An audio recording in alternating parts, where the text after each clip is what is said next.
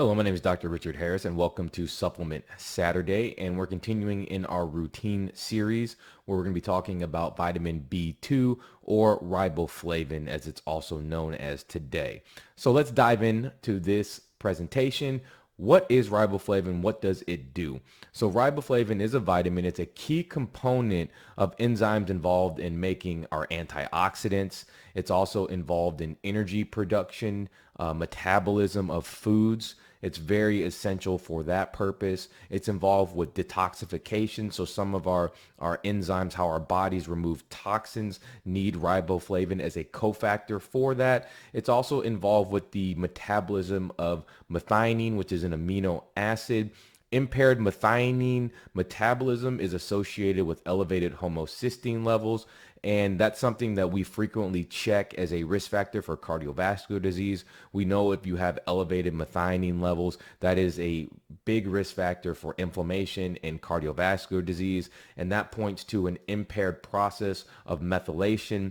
Methylation, or one carbon metabolism, as it's also known, is a process by which we turn genes and proteins and enzymes on and off. So it's literally flipping light switches. That's how I like to describe it to people.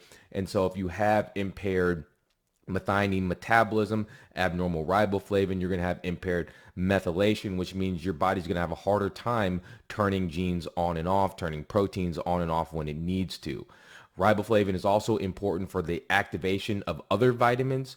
So if you do not have adequate riboflavin levels, you may have some other vitamin deficiencies.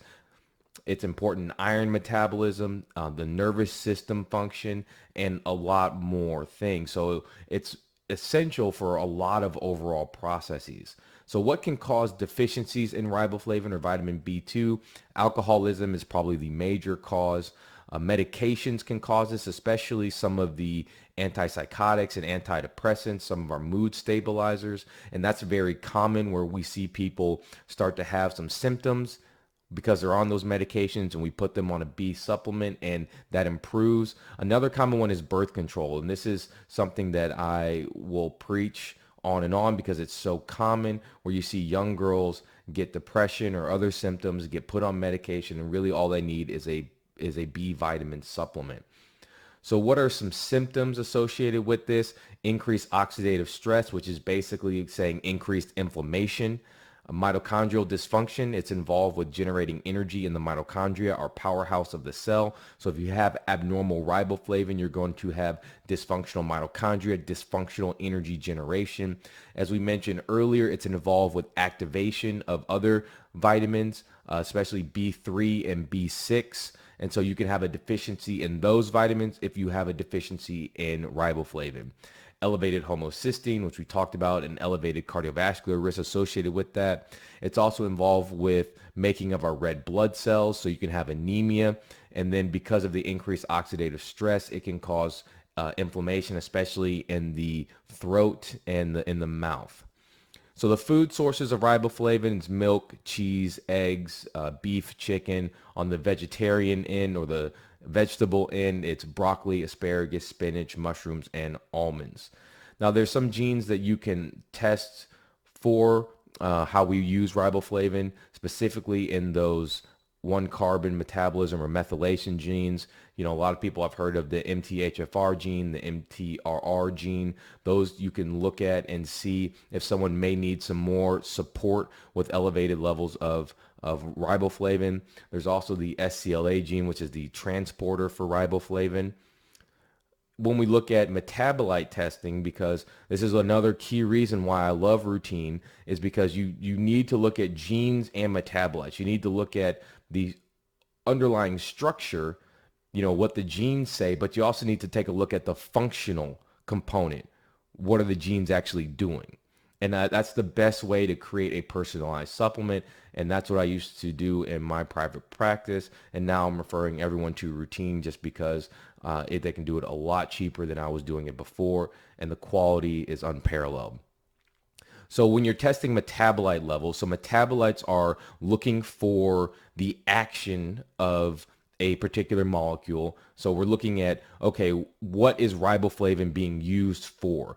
we're looking at the end products. Are the end products that riboflavin is being used for, are the levels normal? And some of the things you can look at there are histidine, sarcosine, succinate, pyruvate, glutarate.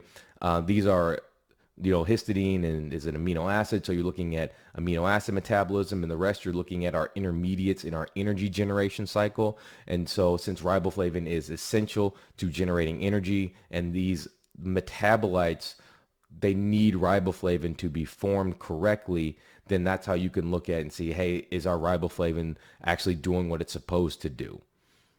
The dose, most people will need in between 10 to 50 milligrams per day. You'll see most products have somewhere in that range, and it could depend on what you're using it for, and if someone has some other metabolic or genetic abnormalities, but that's typically the dosage range you'll see on most products.